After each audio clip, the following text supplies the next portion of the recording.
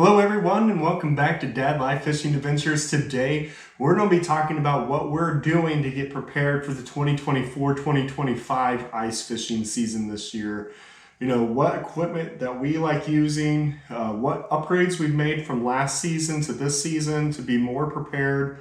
We're going to go through all that stuff, so follow along here and see what we're doing to have more opportunities and success and safety out on the ice. So let's first talk about some of the basic gear that we use.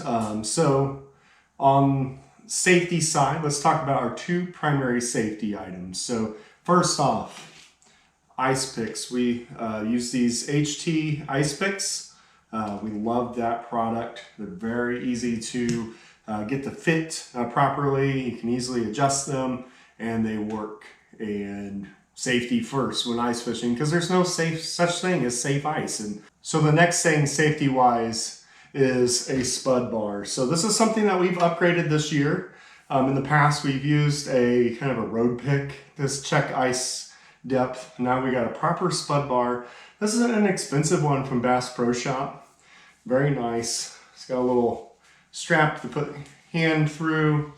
So if you shove it through the ice, hopefully you're not doing that, but a good handle, good length to it, so that you can easily do that without bending over, and a little protective, it's got a little protective guard on the end of it. So definitely like that product. And when it comes to safety, don't be chintzy. It's the number one thing. Safety first, then fun on the ice. So once you get out on the ice, the biggest thing that we've done over the last couple of years is perfected drilling holes.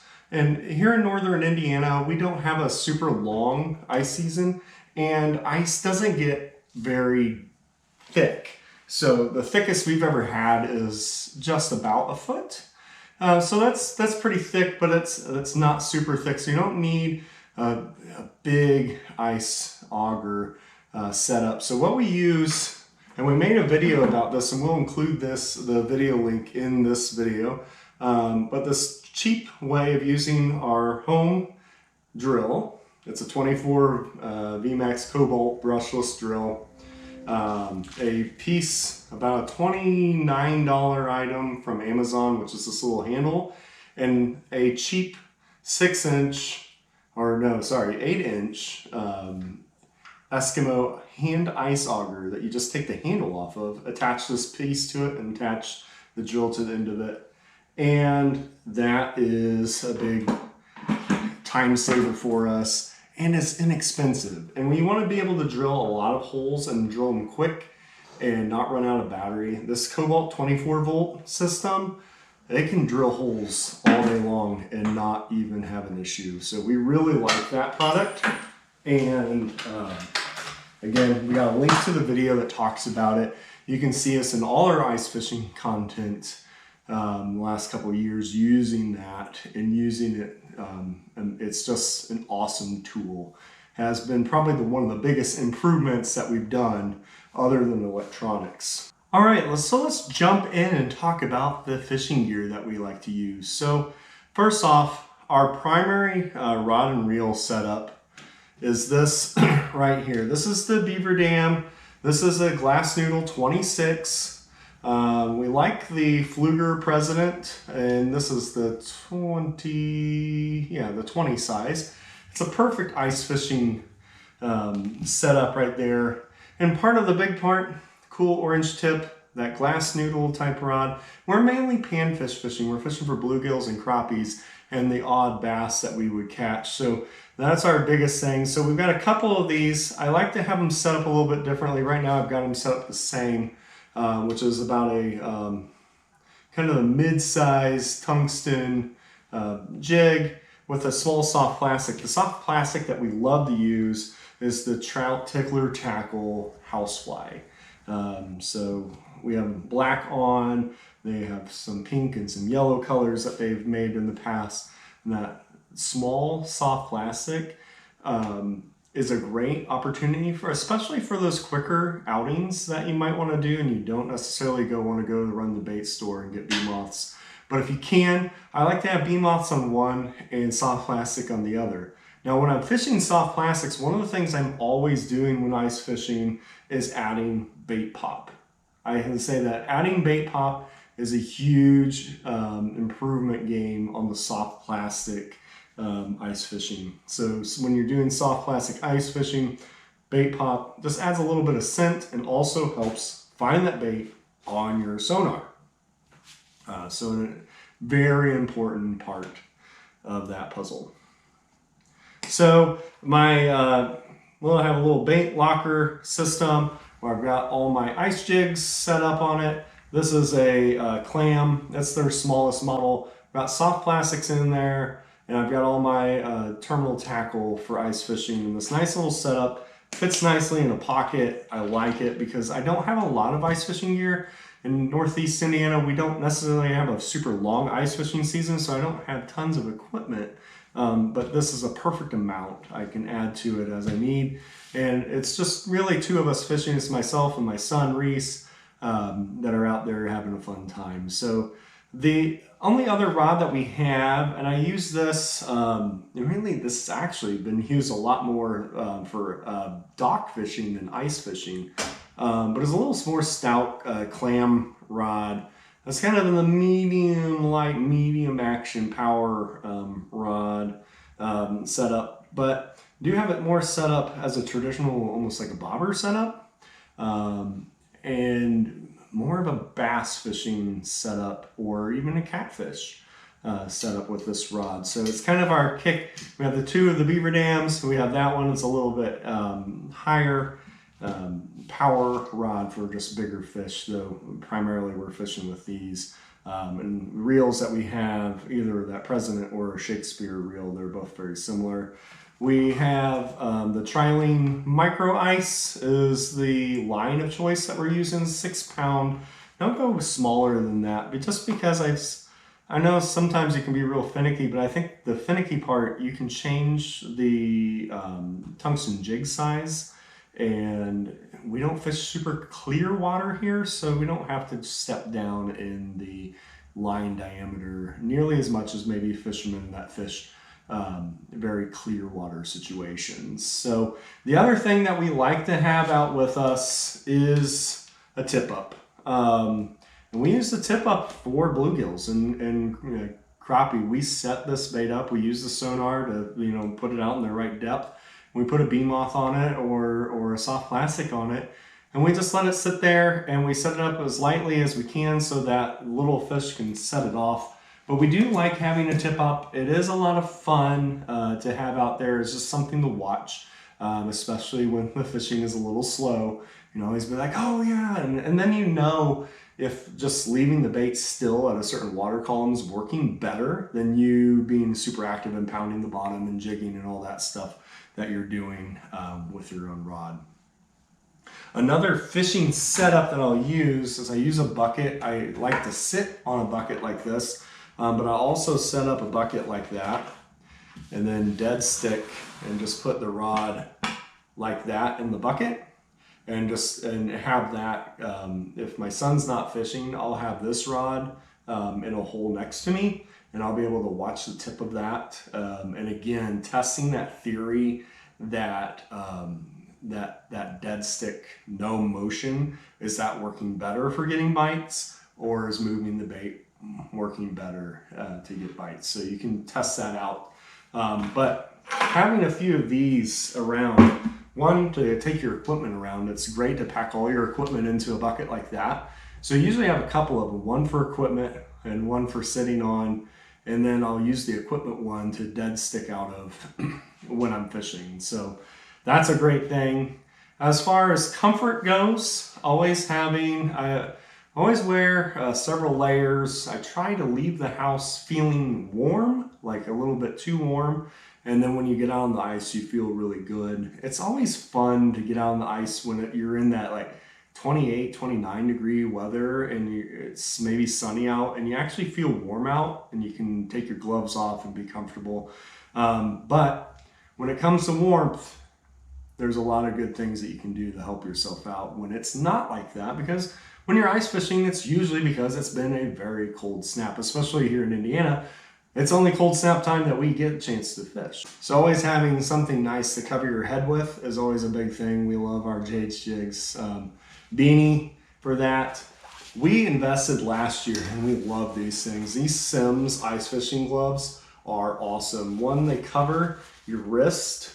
When you're fishing and it's really cold out and your jacket might not go down far enough, having that little bit of extra wrist coverage really helps out. And these are super nice warm gloves. If you're looking for nice gloves, these Sims gloves are very nice, and they're not bad to fish from. You think a bulky big glove would be hard to hold a rod like that? It's not. And what I like to do is I kind of shift from wearing gloves to not wearing gloves. And I'll even throw in, I don't have them on the table with me, but I have some like thin fishing gloves that I might put on kind of in interim if it's just a wind chilly day, but I do get warm. The other thing I can't speak enough about is hot hands. This product keeps you out on the water longer.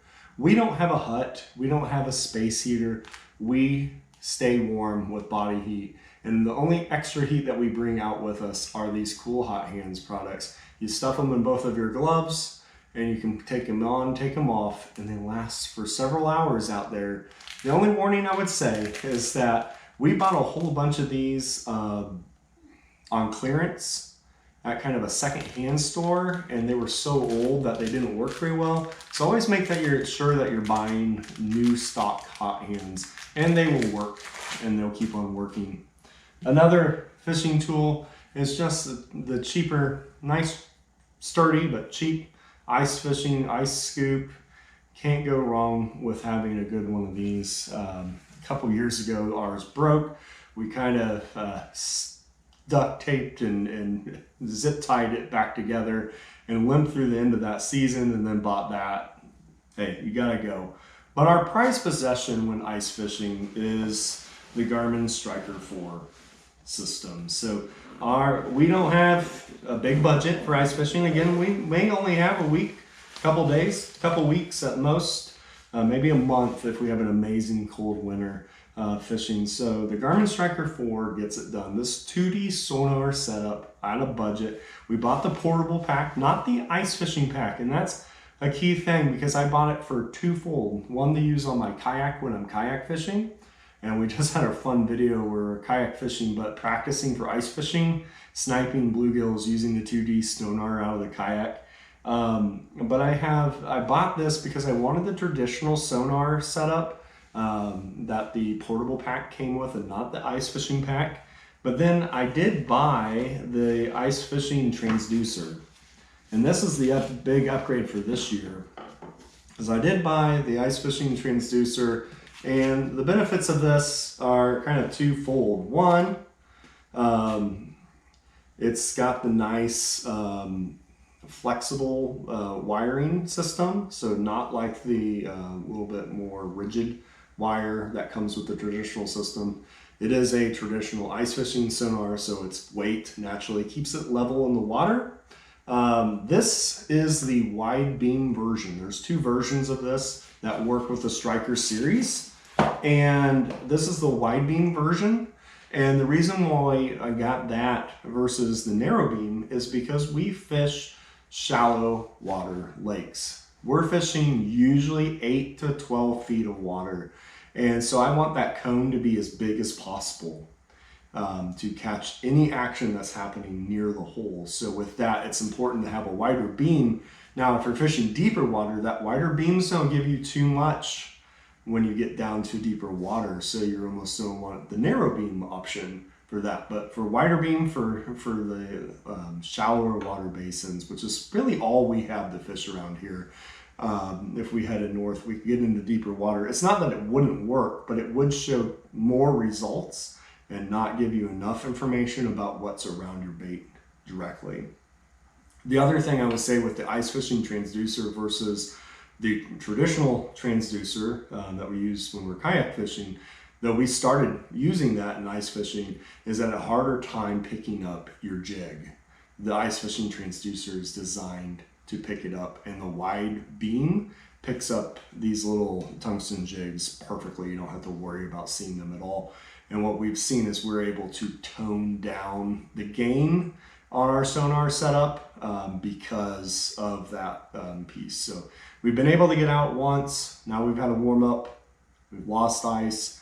Hopefully, when we get back into January and February, we don't have a prolonged ice fishing season this year and get some great content out there and catch some more fish. We did have it was a great time out on the ice when we got there. That was our last video, so if you haven't seen that one yet, please check that out. Hope that you enjoy it. We caught a couple nice bass, got in some bluegills, and a quick morning outing. So this is our ice fishing setup. We have worked hard to put something together that handles what we like to do. And then we've also learned how to use this product outside of traditional ice fishing. So specifically the sonar and the ice fishing reels and setup we have used out on the kayak to catch bluegills, just using that simple downward jigging, following the bait on the sonar, and doing the same thing we're doing ice fishing but in open water. And that's worked very well. And I've seen people do that. It's just a lot of fun to do. So to extend the usefulness of this product set, for us, when we don't have necessarily a prolonged multi-month ice fishing season, it's fun to get those things going. So if there's anything that you've seen that we've talked about, we'll have links to all the stuff in the video description below. So please check that out. We would greatly appreciate your support. Throughout the years here, we're getting closer and closer to hitting that 1,000 subscriber goal and to get across the 4,000 watch hours threshold. And we'd love to have you part of it. So if you can, pound that like button, help us to get our video out to more and more people, help us with the algorithm, drop us a comment. If you have any questions about ice fishing, we'd love to talk to you. If you have some suggestions for us, and we are not experts at ice fishing at all, but we have had multiple years now, and we've learned through the process of how to improve what we've got going on. And we'd love to have a dialogue through the comments. Check us out on Facebook and Instagram. Check out what we're doing.